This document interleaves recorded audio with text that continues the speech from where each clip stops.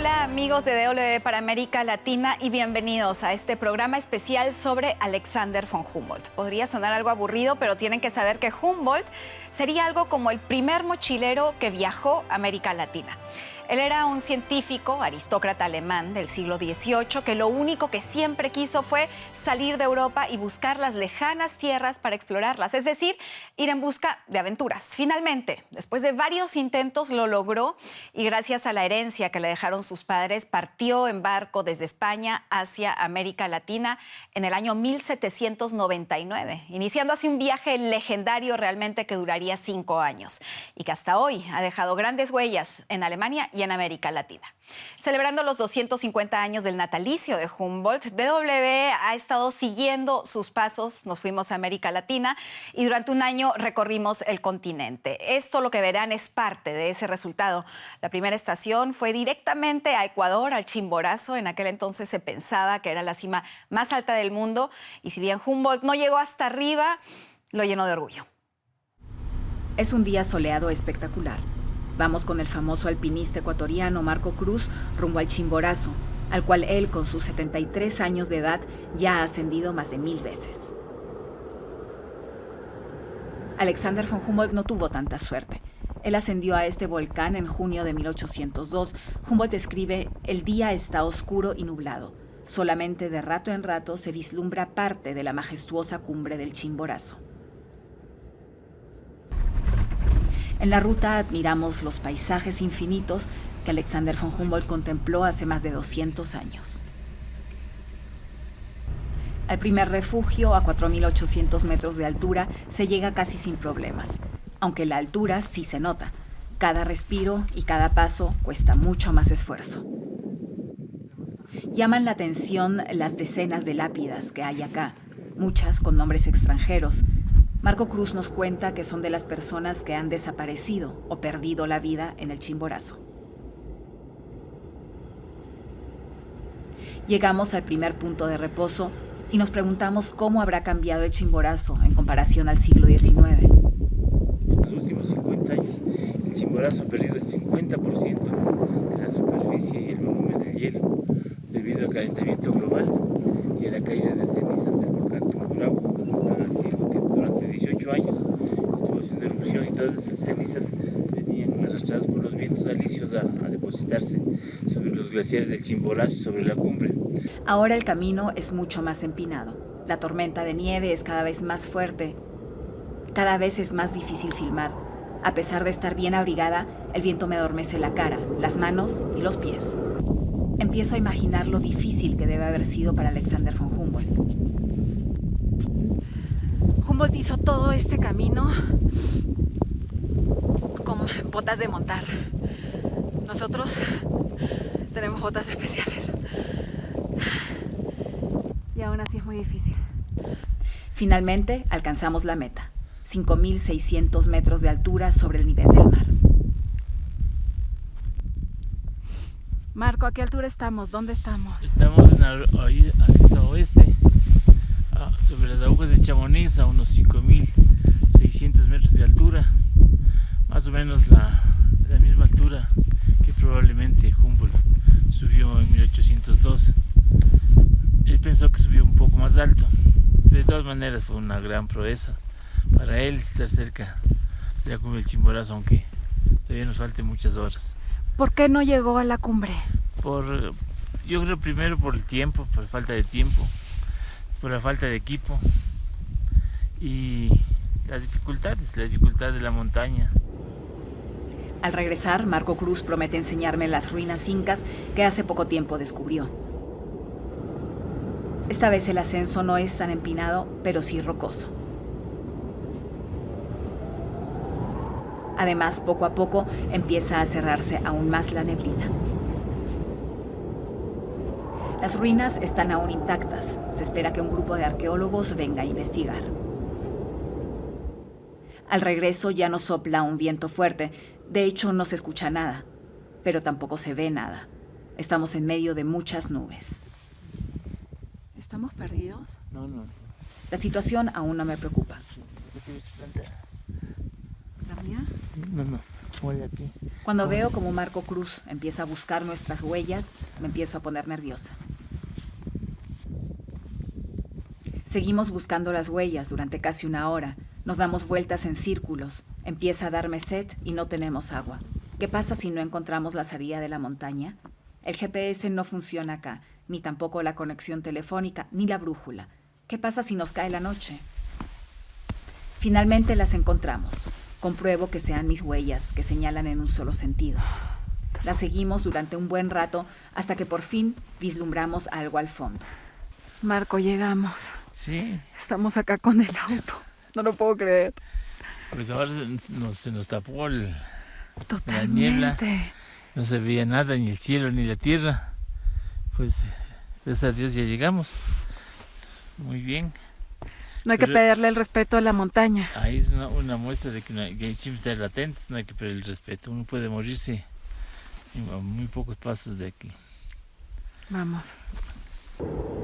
Una enseñanza de por vida. En Perú nos encontramos con varias huellas que dejó Alexander von Humboldt. Entre ellas, una de las que más nos impresionó fue la parada que hicimos en Hualgayoc, un pequeño pueblo, una pequeña ciudad minera por excelencia que se encuentra cerca de Cajamarca. Humboldt estuvo ahí hace más de 200 años. ¿Cómo ha cambiado Hualgayoc o no ha cambiado realmente en más de 2 siglos? Vean ustedes mismos. En la sierra peruana, entre Cajamarca y Chota, se encuentra una pequeña ciudad llamada Hualgayoc. Hualgayoc fue fundada en 1771, cuando el mineral del cerro con el mismo nombre fue descubierto por un español. Tan solo 5 años después ya había 96 maquinarias de la época para la extracción de los metales preciosos. Esta vieja chimenea parece ser lo único que queda de aquella época. Muchos peninsulares se asentaron acá y se convirtieron en dueños de numerosas minas. Quienes las trabajaban eran zambos, mestizos o indios. Alexander von Humboldt llegó acá en 1802. Si bien prometía ser una estación especialmente interesante para el joven minerólogo, sus agudas críticas dejan entrever que la impresión fue sobre todo negativa. En sus diarios, Humboldt critica severamente el trabajo que se realizaba en Hualgayoc debido a la destructiva técnica que usaban para explotar los metales.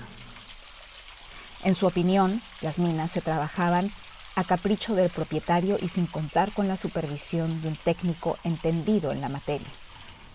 Además, Humboldt también escribe sobre el maltrato a los trabajadores.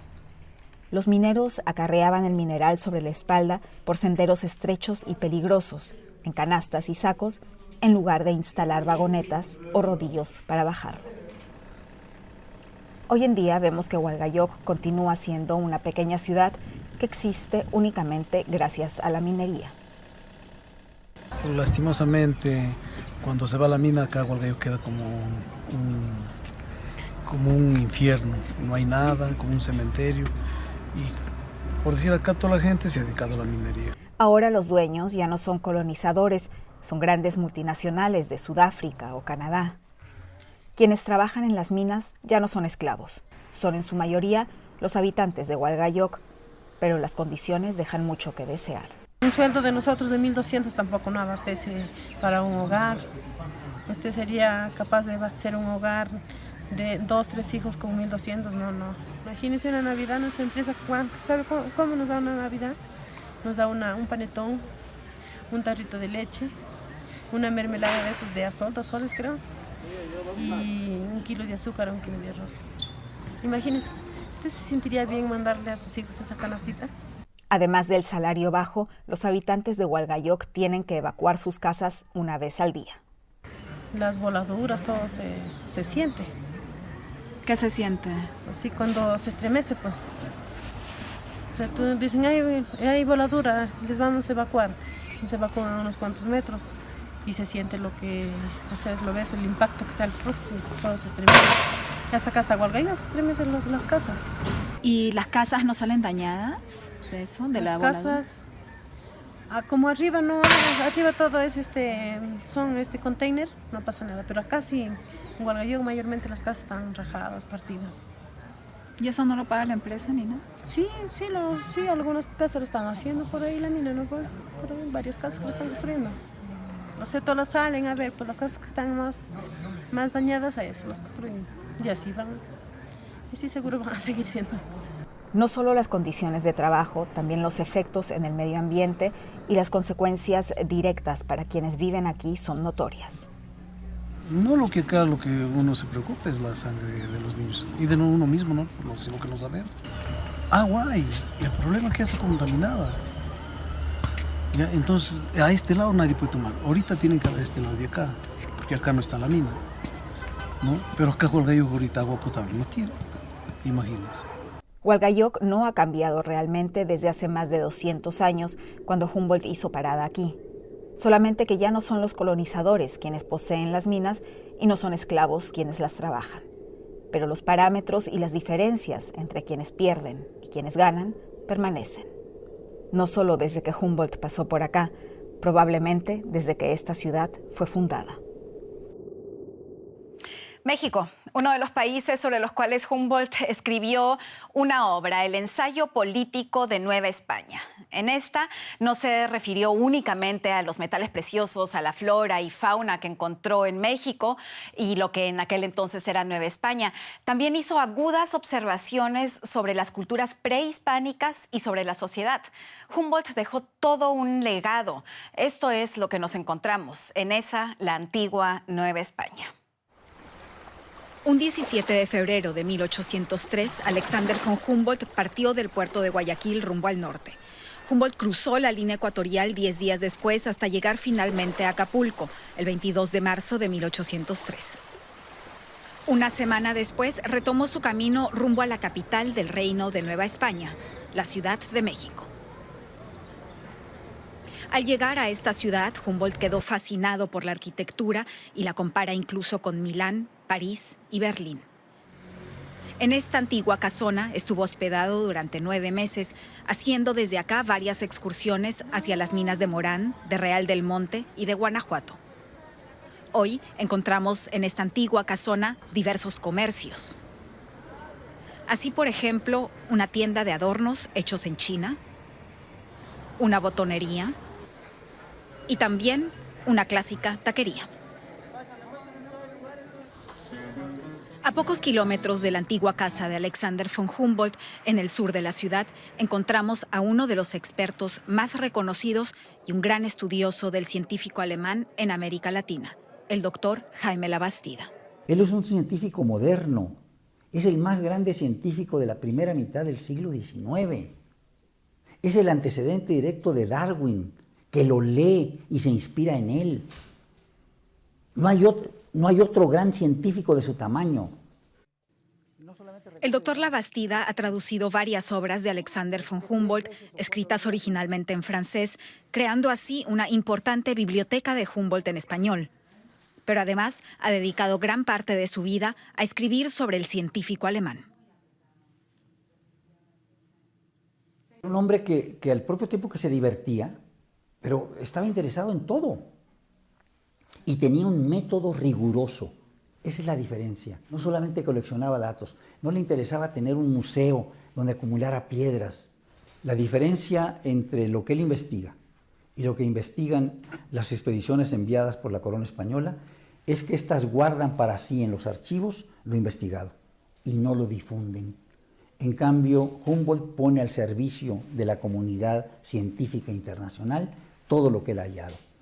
Es una diferencia fundamental. Es un hombre moderno, es un hombre actual, es un contemporáneo en el sentido más preciso del término. Él, digamos, despierta el interés por las altas culturas, llamémosla de esta manera, mesoamericanas o en general americanas, que habían sido ya despreciadas. Este es otro efecto, fíjese usted, profundo de Humboldt. Por eso, acá también se le conoce como el verdadero descubridor de América. En pleno corazón de la capital mexicana, encontramos un monumento a Alexander von Humboldt inaugurado por el bicentenario de su llegada a América. Casualmente coincidimos con un grupo de estudiantes de geografía que precisamente discuten sobre el científico alemán. Claro, pues en geografía se considera como el padre de la geografía moderna. Y Humboldt no era un geógrafo en sí, pero tenía tanto que aportar a la geografía que pues es impresionante, ¿no? Ver a alguien que puede sobrepasar, ¿no?, esos límites. Me comentan que desde el principio aprenden que es un científico que traspasó los límites de las ciencias, manteniendo siempre una mirada universal. Llegamos a verlo en algunas clases sobre sus esferas, que estaba tanto lo orgánico, lo humano, lo inorgánico, y todo tenía que estar ahí. Si quitabas una, pues quitaba el desbalance. Todo tenía que estar ahí, se complementa cada uno. Entonces es tan... Humboldt. Notamos que el conocimiento y la fascinación por el científico en esta ciudad trasciende generaciones. Alexander von Humboldt está muy presente en varias esquinas de esta metrópolis latinoamericana, y eso que recién estamos empezando, lo que será un largo viaje buscando las huellas de Alexander von Humboldt en México. Colombia, en aquel entonces Nueva Granada, fue el tercer país que Humboldt visitó en América. Aquí se reunió con botánicos, científicos que colaboraron en sus investigaciones. Es impresionante cómo ha cambiado este país desde que el científico alemán pasó por ahí. Nos encontramos en Honda, el último puerto navegable del río Magdalena, paso obligado entre la costa colombiana y el interior del país. Germán Ferro, antropólogo e historiador, nos narra la huella que dejó Alexander von Humboldt por esta ciudad. Él está en 1801 y llega a Honda como la mayoría de los viajeros. Es el único camino posible de entrar al interior del país, y llega a Honda, un punto clave en el río, en su conexión, en todos los puntos cardinales. Lo que era un viaje de paso por Honda para Humboldt se extendió a causa de la enfermedad de su compañero de viaje, el botánico Aimé Bonpland. Tuvieron que recurrir por eso a las farmacias locales para tratar su enfermedad. Y entonces los obligan a quedarse un tiempo para recuperarse de este mal e iniciar entonces su ascenso a Bogotá. Atraído como siempre por las altitudes, Humboldt viaja a las montañas vecinas y descubre entonces que, al igual que pasó con el Orinoco y con el Rin, fue la potencia del río la que labró las faldas de los Andes. Esto, sumado a su viaje por el río, dio como fruto un mapa detallado del Magdalena tan extenso que Humboldt usó 8 pliegos para describirlo. ¿Qué tanto queda del río que vio entonces el científico alemán? El río ha ido cambiando, se ha ido transformando en 2 siglos adelante de la llegada del científico Humboldt, de modo que el río pues, es otro. Opinión que comparte el documentalista colombiano Carlos Rincón. Entonces yo creo que si fuera hoy en día, teniendo el recuerdo de 1801, yo creo que lloraría. Al igual que lo hizo Humboldt, Carlos Rincón y su equipo de trabajo han recorrido el Magdalena para construirse una visión profunda de la importancia de este río. Es el río que abastece el 80% de la población colombiana. Es un río que tiene una cobertura de aproximadamente 257.000 kilómetros cuadrados, y estamos hablando que más o menos es el 22.9 o 23% del territorio nacional. Estamos hablando de más de 600 municipios que conviven con este río, que dependen de la dinámica de este río. Y es un río que está constantemente amenazado, en especial, por ejemplo, con la construcción de las represas. Producto de sus viajes, se expone en el Museo del Río Magdalena la pieza Fluir, donde reflexiona sobre la importancia del río y los riesgos que enfrenta. Y hay un momento que queremos hacer muy simbólico, y es como si la represa se rompiera. Y cuando se rompe, el agua sale desbordada y comienza a fluir, que es lo que debería ser. Y cuando el agua fluye, la vida fluye. Es así de sencillo. A través del arte y de la conservación histórica, tanto Carlos Rincón como Germán Ferro le apuestan a que las enseñanzas sobre conservación y geografía de Humboldt no sean solo una parte del pasado. Este museo del río Magdalena es un esfuerzo de pedagogía, de aprender a entender el río en el mundo actual. No es un museo del pasado, es un museo de comprensión y de nuestro restablecimiento del vínculo. Ese es nuestro propósito con el río Magdalena y su conocimiento. Honda sigue conservando los pasos de Humboldt en sus calles coloniales, en sus casas antiguas y en sus tradiciones. El río Magdalena aún tiene el brillo que sorprendió a Humboldt, pero las hidroeléctricas y el impacto ambiental lo dejan cada vez con menos agua.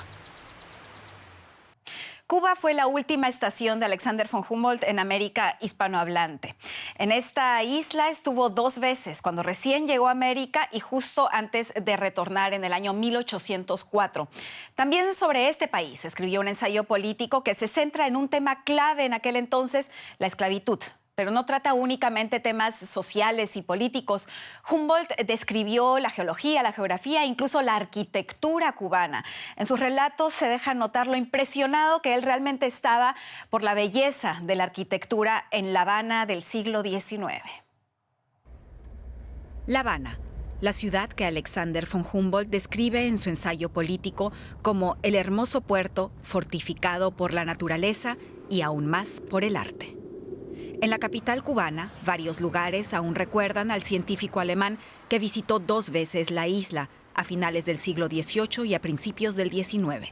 La calle Humboldt, el Parque Humboldt y la Casa y Museo Humboldt en medio de La Habana Vieja. Isaac Mengana es el director de la Casa Museo Humboldt y lleva estudiando al científico y su paso por Cuba desde hace años. Humboldt caracterizó una buena parte de la naturaleza cubana, una buena parte de su flora y de su fauna. Examinó la economía de Cuba, denunció la esclavitud. El mapa que hizo Humboldt de Cuba es casi el mismo que se está usando hoy. El gran mérito de Humboldt, a mi juicio, es haber dado a conocer en el mundo esta isla, la más deshabitada a sus territorios y desconocida aún por sus propios dueños, los españoles. Por eso es que a Humboldt se le llama, con toda justicia, segundo descubridor de Cuba. Sin embargo, este techo no es el que realmente albergó a Alexander von Humboldt durante su paso por La Habana. Una de las eminencias de la isla, el historiador de La Habana, Eusebio Leal, nos relata la historia. La casa donde Humboldt habitó verdaderamente fue demolida en su momento. Y solamente se conserva la casa de enfrente, donde según la tradición más arraigada, conservó en el ático de la casa los especímenes. Era una casa noble y ahí estaban guardadas las cajas. En La Habana damos con la casona en la que, según algunos historiadores, como el alemán Dr. Zeuske, afirman que Humboldt se alojó durante su estadía en Cuba. Una verdadera joya olvidada en medio de La Habana Vieja, la casa del conde de O'Reilly. La deteriorada arquitectura amenaza con desmoronarse en cualquier momento, pero aún se puede intuir el lujoso edificio que debe haber sido cuando Humboldt pasó por aquí. Jesús Ledo, de 94 años de edad, vive aquí hace más de medio siglo. Aún recuerda con detalles el aspecto que tenía en aquel entonces. Eso era de madera de persiana de francesa, ¿no? Son las finitas. Y los vitrales eran lindísimos. Eran amarillo yema y azul vitral. Eso era lindísimo. Pero entonces el mismo capitalismo para quitaron eso. Eso se cerraba, los condes, todos esos pasillos quedaban cerrados, y eso se abría así, de par en par. Eso yo lo vi, cuando llegué aquí todavía estaba. ¿Y qué cree que diría el conde si ahora entraría de nuevo a su antigua casa? Se muere. No te lo doy. Dice, ¿qué cosa es esto? Hoy en día, alrededor de 40 familias tienen su hogar en el cascarón de este viejo palacio, personas que de lo contrario no tendrían dónde vivir. Nos preguntamos por qué este palacio escondido, donde presuntamente Humboldt se alojó, se encuentra en este estado, como tantas casas alrededor. Bueno, la dificultad principal usted la tiene. Primero, Cuba es un país bloqueado, es un país que tiene que ir a buscar sus recursos. Yo, por ejemplo, todos los recursos de restauración, escúcheme, de laboratorio, los encontraría en la Quinta Avenida de Nueva York fácilmente. Tengo que ir a buscarlo a España, a Francia, a Italia, porque es donde lo puedo encontrar. Varios edificios en La Habana, ya restaurados, muestran lo exquisita que debe haber sido esta ciudad también en el siglo XIX. Es evidente que con el apoyo necesario, toda La Habana Vieja podría llegar a ser un gran museo a cielo abierto de la época colonial. Entonces, ¿sería La Habana tal y como Alexander von Humboldt la describe en su ensayo político sobre la isla de Cuba? Con esto terminamos parte de la emocionante travesía que hicimos desde noviembre del año 2018 hasta hoy. Además de los reportajes que ya han visto ahora, hay mucho más sobre estas estaciones de Alexander von Humboldt en América Latina. Para ver más sobre todo este recorrido, visite nuestra página web especial para los 250 años del natalicio de Alexander von Humboldt. Verán también las cartas que le escribí a Alexander von Humboldt durante toda esta travesía, comentando los grandes cambios que encontramos en el continente, en algunos lugares y en otros menos. 200 años, más de 200 años incluso, después del paso de Alexander von Humboldt por América Latina. Adiós.